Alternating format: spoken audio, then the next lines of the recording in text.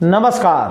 Verdict news के special कार्यक्रम सियासी इतिहास में हम आज बात करेंगे बिहार की मधेपुरा लोकसभा के बारे में।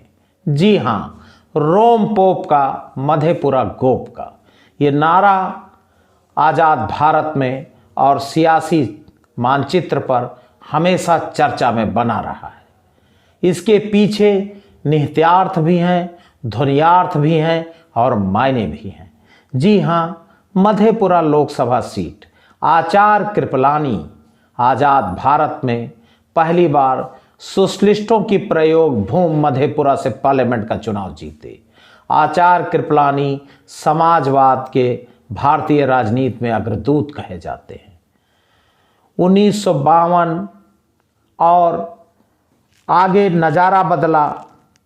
1967 में पहली बार मंडल आयोग के सिपे सालार, मंडल आयोग के प्रणेता बिंदेश्वरी प्रसाद मंडल यानी बीपी मंडल पहली बार संयुक्त सोशलिस्ट पार्टी संसोपा, ये वही संसोपा है जिसका नारा था संसोपा ने बांधी गांठ पिछड़े पावे 100 में 60।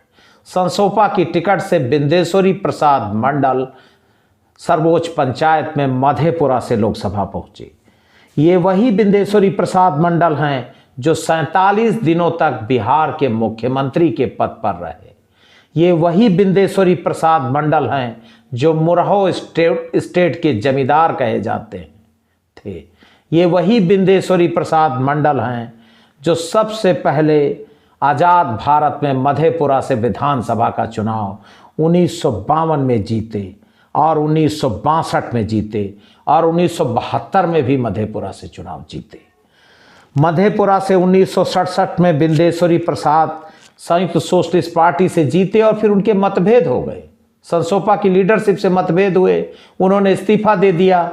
बाई इलेक्शन हुए और इंडिपेंडेंट, उनका अपनी पार्टी थी शोषित दल, इस पार्टी से वो चुनाव लड़े और फिर लोकसभा पहुंचे 1968 का बाई इलेक्शन जीत के। 1971 आते आते परिस्थितियां बदल गई। राजेंद्र प्रसाद यादव आरपी यादव को Congress party United Indian national Congress United ने लड़ाया और बिंदेश्वरी प्रसाद मंडल आरपी यादव से, राजेंद्र प्रसाद यादव से चुनाव हार गए। 1977 आते आते देश का सियासी नज़ारा बदल चुका था। जनता पार्टी भारतीय लोक दल के कैंडिडेट के रूप में, संयुक्त गठबंधन के कैंडिडेट के रूप में बिंदेश्वरी प्रसाद मंडल ने राजेंद्र प्रसाद यादव को हराया और जनता पार्टी भारतीय लोक दल की टिकट से देश की सर्वोच्च पंचायत में पहुंची। 1980 में फिर मधेपुरा का सियासी नज़ारा, क्योंकि पूरे देश का सियासी तापमान बदल चुका था। महावीर प्रसाद यादव 1980 में कांग्रेस की टिकट से मधेपुरा से लोकसभा का चुनाव जीते। 1989 आते आते राष्ट्रीय मोर्चा वाम मोर्चा यानी जनता दल की लहर विश्वनाथ प्रताप सिंह के जेर क़यादत में गठित राष्ट्रीय मोर्चा वाम मोर्चा ने पूरे देश में बढ़त बनाई। मधेपुरा अछूता नहीं रहा। रामेंद्र कुमार यादव रवि, जो बाद में राज्यसभा के भी सांसद बने, 1989 में जनता दल की टिकट से रवि यादव लोकसभा पहुंचे। 1991 मधेपुरा और साथ ही साथ संभल, आपको याद होगा पूरे देश में 2 उपचुनाव चर्चा में आए। और ये बात है 1991 में जब शरद यादव उत्तर प्रदेश की बदायूं लोकसभा से स्वामी सुरेशानंद से चुनाव हार गए, तो बिहार के समाजवादियों ने उन्हें चुनाव लड़ने के लिए मधेपुरा बुलाया। शरद यादव मधेपुरा पहुंचे। इसके पहले 3 अलग अलग राज्यों से चुनाव जीतने का रिकॉर्ड भी शरद यादव के नाम पर है। मध्य प्रदेश की जबलपुर, उत्तर प्रदेश की बदायूं और बिहार की मधेपुरा। इसके अलावा पूर्व प्रधानमंत्री राजीव गांधी से भी अमेठी में शरद यादव 2-2 हाथ कर चुके थे। शरद यादव का मुकाबला आनंद मोहन सिंह से होता है। बड़ा ही रोचक चुनाव और शरद यादव की चुनाव की कमान पप्पू यादव, राजेश रंजन यादव के हाथ में। बहुत ही धमाकेदार चुनाव में शरद यादव बहुत बड़े मतों से, भारी मतों से मधेपुरा से जनता दल की टिकट पर लोकसभा पहुंचते हैं। और आपको याद होगा शरद यादव की सियासत का गोल्डन पीरियड, जनता दल संसदीय दल के नेता के रूप में 1991 में वो आरूढ़ होते हैं। 1991 के बाद 1996 में फिर शरद यादव जनता दल की टिकट से मधेपुरा का लोकसभा चुनाव जीतते हैं। मधेपुरा से शरद यादव 4 बार जीते और 4 बार हारे, ये संयोग ही कहा जाएगा। 1998 में राष्ट्रीय जनता दल के सुप्रीमो लालू प्रसाद यादव जनता दल से अलग हो चुके थे और उन्होंने अपने पुराने नेता शरद यादव से 2-2 हाथ करने की ठान ली। 1998 में लालू बनाम शरद की जंग पूरे देश की मीडिया की सुर्खियां बनी। चुनाव जीते लालू प्रसाद यादव, शरद यादव हार गए और फिर वो राज्यसभा चले गए। 1999 में फिर बाजी पलटी, शरद यादव फिर लोकसभा जनता दल की टिकट से चुनाव जीत कर पहुंचे। अटल बिहारी वाजपेयी की सरकार में नागर विमानन, खाद्य नागरिक आपूर्ति, कृषि जैसे महत्वपूर्ण विभाग और एनडीए के संयोजक, बहुत ही बड़ा प्रोफाइल सियासत का शरद यादव का पूरे देश ने देखा। 1999 में शरद यादव जनता दल यूनाइटेड से जीते और 2004 में पप्पू यादव राष्ट्रीय जनता दल से लोकसभा पहुंचे। ये बाय इलेक्शन था जब लालू यादव यहां से चुनाव जीते थे और बाद में उन्होंने सीट खाली किया था। पप्पू यादव लोकसभा पहुंचे।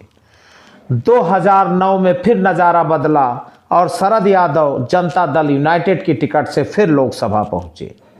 2014 में पप्पू यादव, राजेश रंजन यादव को राष्ट्रीय जनता दल ने चुनाव मैदान में उतारा और वो चुनाव जीते। ये वही पप्पू यादव हैं जिन्होंने बिहार पीपल्स पार्टी अपनी पार्टी बनाई थी 1990 के दशक में और 1990 में सिंहेश्वर से निर्दल विधायक के रूप में बिहार विधानसभा में पहुंचे थे। 1991 में पूर्णिया से वो निर्दल लोकसभा का चुनाव जीते। रोचक तथ्य ये है कि कोर्ट ने 4 साल बाद उनकी जीत का फैसला सुनाया। भारतीय इतिहास में और संसदीय इतिहास में ये अजीबोगरीब घटना है। यानी 2005 में उनको चुनाव आयोग ने घोषित किया चुनाव जीतने का। 1995 में उनको सर्टिफिकेट मिला चुनाव आयोग का। 96 में पूर्णिया से समाजवादी पार्टी की टिकट से फिर पप्पू यादव जीते जब मुलायम सिंह यादव की समाजवादी पार्टी को उत्तर प्रदेश में 16 लोकसभा सीटें मिली थी और खुद मुलायम सिंह यादव मैनपुरी से चुनाव जीतकर देश के रक्षा मंत्री बने थे। पप्पू यादव तब बिहार की पूर्णिया से समाजवादी पार्टी में 1996 में जीते थे और 1998 में फिर पूर्णिया जीते। उसके बाद वो पूर्णिया का चुनाव उदय सिंह से हारे और फिर उन्होंने मधेपुरा की तरफ रुख किया। आगे बढ़ते हैं। 2014 पप्पू यादव राष्ट्रीय जनता दल से जीते थे और 2019 का चुनाव आते आते फिर नज़ारा बदल गया। यहां दिनेश चंद्र यादव ने जनता दल यूनाइटेड से बाजी मार ली।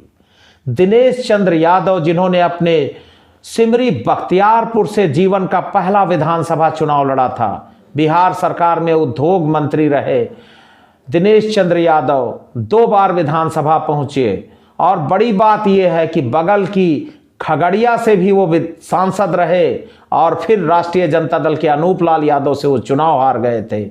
सहरसा से भी वो सांसद रहे और सूर्य नारायण यादव को लोकसभा का चुनाव हराकर वो लोकसभा पहुंचे थे और बाद में सहरसा से पप्पू यादव की धर्मपत्नी रंजीता रंजन यादव से वो चुनाव हार गए थे। दिनेश चंद्र यादव 2019 में जनता दल यूनाइटेड की टिकट से लोकसभा पहुंचे।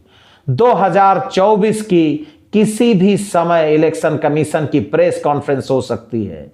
मधेपुरा में कई नाम गूंज रहे हैं। बिहार सरकार के मंत्री नीरज सिंह का नाम चल ही रहा है। एक बड़ी चीज है कि शरद यादव के बेटे शांतनु यादव लगातार मधेपुरा में मूवमेंट कर रहे हैं और चूंकि उनके पिता की विरासत की सीट है, रेखा यादव जो शरद यादव जी की धर्मपत्नी है, उनको लगातार गाइडलाइन दे रही हैं। हो सकता है कि राष्ट्रीय जनता दल से शांतनु यादव को राष्ट्रीय जनता दल चुनाव मैदान में उतारे। दूसरी चर्चा यह है कि लालू यादव की बेटी रोहिणी यादव या तेज प्रताप यादव भी यहां कैंडिडेट हो सकते हैं। तीसरी चर्चा यह है कि बिहार के शिक्षा मंत्री रहे मधेपुरा के विधायक चंद्रशेखर यादव भी यहां कैंडिडेट हो सकते हैं। जनता दल यूनाइटेड बीजेपी गठबंधन अब क्या फैसला लेगा मधेपुरा को लेकर, और राष्ट्रीय जनता दल कांग्रेस कंबाइन से किसको चुनाव लड़ाया जाएगा, ये भविष्य के गर्भ में है। लेकिन ये तय है कि 1967 से लगातार 2019 तक देश की पहली पार्लियामेंट है जहां यादव समाज के ही प्रत्याशी लोकसभा पहुंचते रहे हैं। दल चाहे वो संयुक्त सोशलिस्ट पार्टी रहा हो, भारतीय क्रांति दल रहा हो, कांग्रेस रही हो, जनता दल यूनाइटेड रही हो, राष्ट्रीय जनता दल रही हो, इस सीट पर जो निष्कर्ष बताता है भारतीय जनता पार्टी का कमल 1980 में भारतीय जनता पार्टी के गठन के बाद और उसके पहले भारतीय जनसंघ के रूप में कभी नहीं खिला। ये सोशलिस्टों की कर्मभूमि बन चुकी। मैंने शुरुआत में ही कहा कि आचार्य कृपलानी ने यहां से लोकसभा में दस्तक दिया था। समाजवादियों की प्रयोग भूमि मधेपुरा 2024 में किसके सिर पगड़ी बांधेगी, ये भविष्य के गर्भ में है। देखते रहिए वर्डिक्ट न्यूज का स्पेशल कार्यक्रम सियासी इतिहास। नमस्कार।